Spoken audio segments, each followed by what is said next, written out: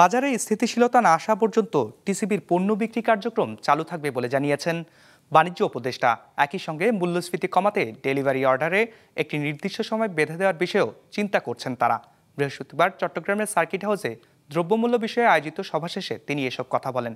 Double million offer, Walton fridge কিনে পেতে পারেন 20 লক্ষ টাকা, রয়েছে কোটি কোটি টাকার নিশ্চিত উপহার।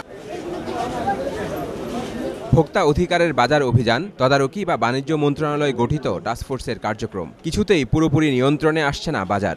বেড়েই চলেছে নিত্যপণ্যের দাম। আয় ব্যয়ের হিসাব মেলাতে হিমশিম খাচ্ছেন সাধারণ মানুষ।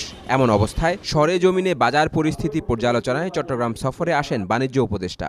সেখানেই সার্কিট হাউসে দ্রব্যমূল্যের বিষয়ে এক মতবিনিময় সভায় যোগ দেন তিনি। জানান, যতদিন বাজারে পরিপূর্ণ স্থিতি না আসবে ততদিন চলবে টিসিবির কার্যক্রম। 1 কোটি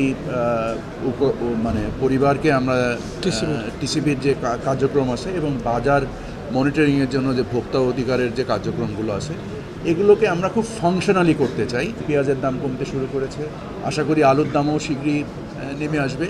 যতদিন না নামে ততদিন পর্যন্ত টিসিবি একেবারে নিবিড়ভাবে বাজারে থাকবে। মূল্যস্ফীতির একটি বড় কারণ বিদেশ থেকে পণ্য আমদানির ক্ষেত্রে ডেলিভারি অর্ডারে কৃত্রিম বিলম্ব তৈরি করা। সেজন্য একটি নির্দিষ্ট সময় বেঁধে দেয়া যায় কিনা সে বিষয়ে আলোচনা হয়েছে বলে জানান বাণিজ্য উপদেষ্টা। একই সঙ্গে আমদানিকারকদের কার্যক্রমেও রাখা হচ্ছে নজরদারি। কৃত্রিম বিলম্ব তৈরি হচ্ছে, এই বিলম্ব থেকে আমরা অব্যাহতি পাওয়ার উদ্দেশ্যে ডিওর একটা সময় নির্দিষ্ট করে দেওয়ার জন্য আমরা আলোচনা করছি। ঋণপত্র বা এলসি খুলছেন ওনারা, আমরাও সেটা কেন্দ্রীয় ব্যাংক থেকে তথ্য সংগ্রহ করে স্থানীয় মজুদ এবং যে মজুদগুলো হতে যাচ্ছে সেটা সম্বন্ধে আমরা সামগ্রিক তথ্য সংগ্রহ করছি। রমজান মাসে বাজার নিয়ন্ত্রণে রাখতে এরই মধ্যে ব্যবস্থা নেওয়া হয়েছে বলে জানান বাণিজ্য সচিব।